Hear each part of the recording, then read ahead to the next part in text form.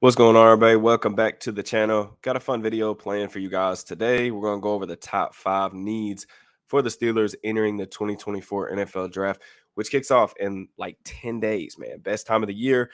Really excited about, getting that process underway. Got a lot of content, scouting reports already up on the channel. There's a lot of written content, positional rankings, all that stuff over on SteelersNow.com. I'll link those in the description if you guys are interested to see how I view different players, different positional ranks. Be sure to check those out. Today, like I said, I'm going to rank my top 5 needs on this roster, kind of things that they need to address come draft weekend. I'm also going to throw in some of my favorite positional fits or player fits for these positions, and some guys that they've showed interest in, or guys that I just think make sense in terms of trying to fill these holes. Just before we get started, get into the list, please do me a favor. Make sure that you like the video to the channel, drop me a comment. All that stuff is just a free, easy way to help support the channel, and it allows me to bring even more content to you guys on a regular basis. We're also going to have like a little draft announcement, or fun announcement, I should say, at the end of this video. Excited to get that to you guys. I'm really excited about some of the things that are going to be coming up in the next couple of days. So without further ado, let's get into the needs. All right, so my top 2 needs, man, 1A, 1B, center and wide receiver. And really, this just comes down to these are the must-haves on my wish list. I don't even think that there's any debate about these two being at the top, just because I think if the Steelers had to play a game tomorrow, I'm not sure they could do it. I'm not sure that they could field an actual NFL caliber offense just based on kind of the holes that they have, some of which were already there, some of which they've created at center and wide receiver. Kind of start off with center. They could say what they want about Nick Herbig being an option at the pivot. I don't believe them. There's also, James Daniels, who's been a really good right guard for them over the past couple of seasons, has been really, really solid, particularly in pass protection. There's guys out there like Brandon Thorne, who I really respect, for Bleacher Report, that have said that, his natural position, his best fit is at center. But the Steelers have kind of rebuked that kind of thought process and said that they would like to keep him at guard. I actually wrote about it the other day that I think he's a extension candidate for the Steelers and somebody that I would like to get into contract negotiations with, try to keep him around, because I think he's just been rock solid, man. And I would really be interested in keeping him in Pittsburgh for the long term. So at this point, I think you got to kind of turn your attention to the draft. There's not a lot of guys available in free agency. Who knows who's on the trade market? There are some teams out there that have several centers that could be of interest, but I think that this is going to be a need that's going to have to be addressed on draft weekend. Some of the popular names being thrown out, Jackson Powers Johnson, Zach Frazier. I feel like those two guys have been heavily mocked to the Steelers throughout the process for obvious reasons, right? It is worth noting that even though this is the first need on my list, it doesn't necessarily mean it's going to be first. There's just not a lot of centers that typically go in the first round of the draft. That's not considered a quote unquote premier position by a lot of people, including the NFL. I mean, they tell you every year what they think about that spot. There's only been 5 centers since 2017 that have been drafted in the first round, all of which, or 4 of which, we had testing for. All of them tested like elite athletes. Jackson Powers Johnson didn't do all the testing. I actually thought that was a little bit disappointing because I thought he was going to test extremely well, especially for his size. Zach Frazier, working his way back from the broken leg, only about 5 or 6 months or something like that removed. But he did do, all of his testing at the pro day, and he tested like a average athlete. If you look at his relative athletic score, I think that that's pretty much what shows on tape, right? Like, he is a average to slightly above average athlete at the center position. So I would be really surprised, or not really surprised, but I would be a bit surprised if either of those guys ended up going, in the top 20 or were the selection at 20. Now, the other guy to keep in mind is Duke offensive lineman Graham Barton. He's a guy who played left tackle for the last couple of years, played a little bit of a center his freshman year, but he's a guy that a lot of people are projecting to move inside, some at guard, some at center. Really, he's a guy that I think could potentially play all 5 positions. It just kind of depends on where you look at him at. He did test, and he tested extremely well, like off the charts. One of the most athletic linemen we've ever seen at that position. So definitely someone to keep an eye on. He's also, all 3 of those guys have had contact with the Steelers in terms of pre-draft visit. I think all 3 were in there for a top 30 visit to the facility. So definitely people or guys in mind, just might not be the selection in the first round. Next kind of need we'll talk about is wide receiver. Traded away Deontay Johnson for Dante Jackson to Carolina. I think that, when you look at the Steelers roster right now, they definitely do not have a wide receiver 2. They might not even have a wide receiver 3, depending on how you view Van Jefferson or a guy like Calvin Austin, who's coming back, entering his 3rd season in the NFL. Listen, I don't I don't know how else to put it, but you gotta be at least 3 to 4 deep at the receiver position. They're not right now. I definitely think that George Pickens is ready for more responsibility. I am comfortable with him entering the season as wide receiver one, but you gotta surround him with more talent than what they've got on the roster right now. It is a big need, and I think that the Steelers definitely know that, right? Like they've been lurking around a little bit on some veteran wide receiver additions. They had a visit schedule with Mike Williams. He just never made it there because he signed with the Jets. They had an offer on the table for Tyler Boyd, didn't sign it. They've been, making some calls for some trade candidates, and I know they've called on Brandon Ayuk from the Niners. He's going to be extremely expensive to acquire, but an excellent player, probably a top 10 player at the position, someone who I would be thrilled to acquire. But that's a really big swing and a very difficult negotiation. And then, I think there's been some talk out there that they've, called or at least inquired about, Washington wide receiver Terry McLaurin. Is he on the market? So I think in a perfect world, they may prefer to get a veteran over, drafting another guy. But at the same time, it all depends on who's available and what the cost is, right? But they have been connected to several day two wide receivers. I think the two most likely players that kind of fit the billing in this discussion are probably Florida's Ricky Pearsall, guy that I just put up a scouting report on, guy that I'm a fan of, definitely in the second round. I think Pearsall is an excellent player. A guy like Xavier Legette, both those guys I feel like can play, kind of that slot role, but can also play a little bit on the outside as D receivers. And I think, both the Texas guys, they've had some contact with them as well. AD Mitchell, Xavier Worthy, those are really interesting players. AD Mitchell is one of my guys throughout the process, someone that I'm higher on than the consensus. I'm a really big believer in his talent. I think he's fantastic. Xavier Worthy, really interesting player. I have an early second round grade on him. So are those guys are interesting because some people have them, at the back end of the first round, early into the second round. So are they trade back? Are they trade up candidates from their second pick? But just interesting guys to keep an eye on throughout the process. But definitely wide receiver. I mean, you got to be able to throw the ball. I know the Steelers are going to be really run heavy. That makes center an extremely important position, but you got to have weapons. You got to have firepower to go toe to toe, go point for point with some of these offenses, not just in the AFC North, but in the AFC period. Which kind of brings me to my third kind of need here as offensive tackle. I think the Steelers like Dan Moore Jr. better than, maybe the local media does, or especially the fan base does. I think he's a swing tackle more than anything else. I would really be happy with him if he's the third guy, somebody that was quality depth. In terms of having him as a starter, he would be somebody that I would preferably want to upgrade on. Now, the Steelers have done a lot of work on the offensive tackles, particularly up at the top of the draft throughout this class. They've had Amarius Mims and Troy Fautanu from Washington and Talise Fuaga in for visits. And I think that those guys, they've spent time with them throughout the process. I think those guys could potentially be in play here. Really, it kind of depends on what you're after, right? Like, do you want this devastating run blocker, like maybe a guy like Fuaga? Do you want somebody who's extremely athletic or really gifted in pass protection, like a Fautanu or, a Marius Mims, who's really inexperienced, but I think could be a really good player. But what I think kind of makes offensive tackle a little bit lower on the priority list for me is I trust Dan Moore to go out there and give them inconsistent but somewhat adequate play depending on the opponent. Whereas like at center or wide receiver, I just would have absolutely no hope for the guys that would have to play if they had to play a game tomorrow. But I still think that, we talk about premier positions.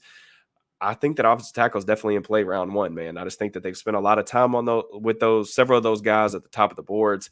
So it wouldn't surprise me if that ended up being the direction that they went in. Another premier position that comes in fourth on my list is cornerback. I think that, even the Dante Jackson trade, they reworked his contract. He's pretty much a 1-year stopgap.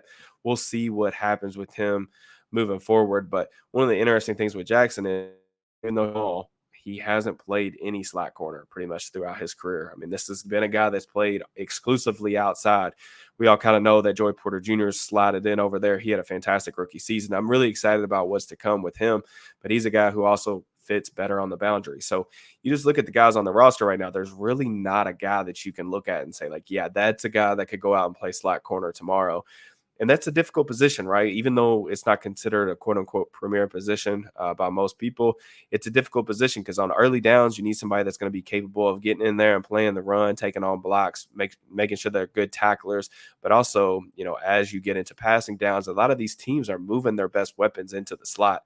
So you got to have somebody that can cover, especially if you're playing on a defense that wants to play man coverage on third downs. You got to have somebody that's quick enough, can stay in phase with some of these really talented receivers. So some of the guys that I think are really interesting, Max Melton, Rutgers cornerback, somebody that I just actually recorded a scouting report on that will be up on the channel very soon, either today or tomorrow.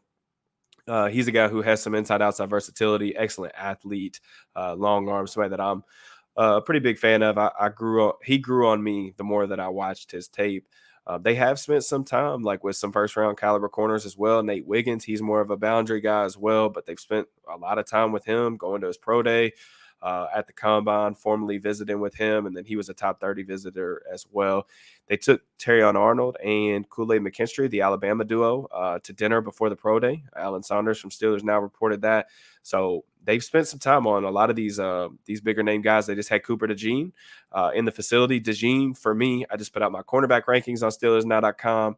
DeJean was my CB5 or CB5, I think, on my list, CB4, CB5. But he's actually my top ranked safety. Like he graded out better for me as a safety. He's more defensive back than anything else. I think that if you pigeonhole him into one specific position, you're do an injustice.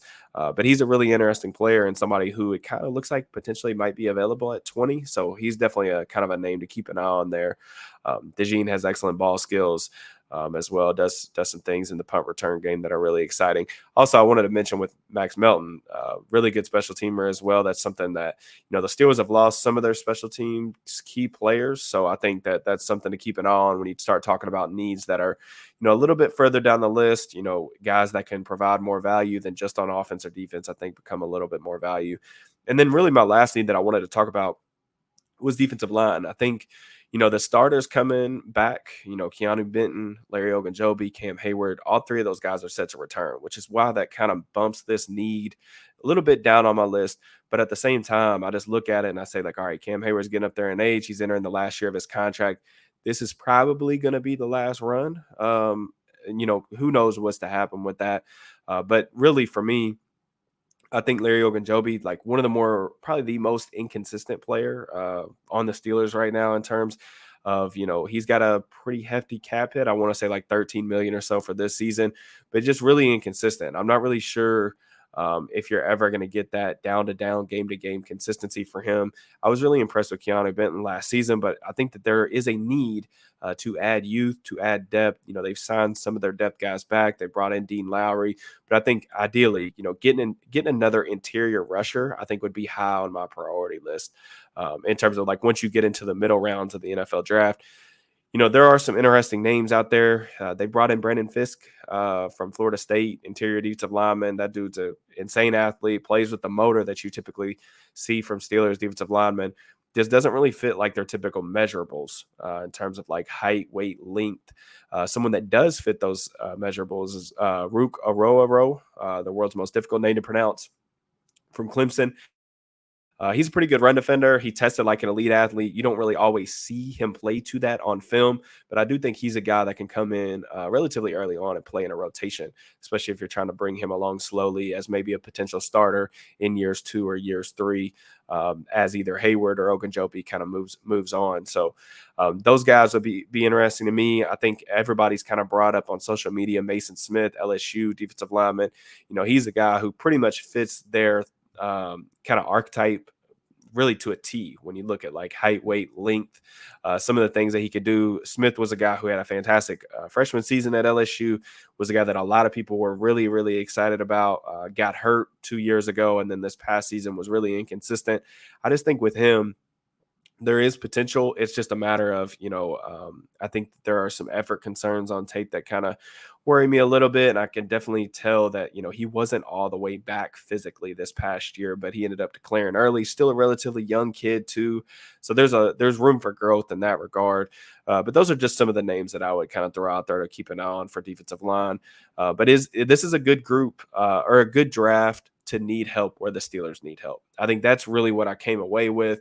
This roster is very much a work in progress, but I think that the areas that they actually need help in, there's plenty of options available. This is a really good offensive line class. I think this is an underrated defensive line class. I like some of the corners, like some of the receivers as well. Those position groups have several different flavors to choose from.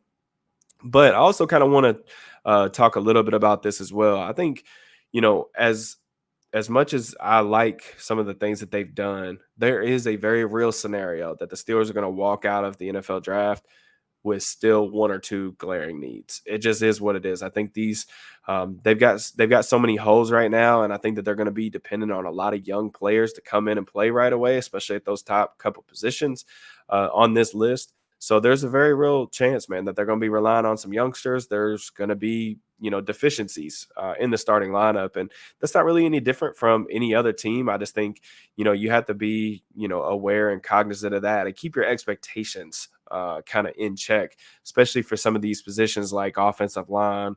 That typically, they start out slow. It's a position that's a tough transition for guys to make, this type of leap and against bigger, better, stronger, more athletic players at the next level. So kind of, that kind of wraps up my needs and my positional fit video. Really fun announcement. I will post this in a post on YouTube, and I'll be plugging this on Twitter as well. But we are going to do a pre-draft stream on the channel, probably for like an hour, maybe longer, on Thursday night of the NFL draft. So I will start the stream. I will make sure everybody knows what time it's going to start. I will get on here. I'll answer, we'll have people in the chat. I'm looking for maybe a giveaway or two as well. So I'll keep y'all posted on that. But my thought process is kind of come in here. We'll talk ball. We'll get excited. Everybody can, kind of chill in here before the draft kicks off. I know a lot of people have been asking me if I'm going to do a live stream. I'm not doing a live stream during the draft, but kind of the process is going to be I'm going to do a pre-draft stream on the first night and definitely the second night. So draft starts at 8 Eastern. I will probably be on here streaming around either 6 or 7 up until the draft starts. And then I'll do the same thing for Friday night. And then afterwards, after the Steelers make their selection, I'll have tons of content.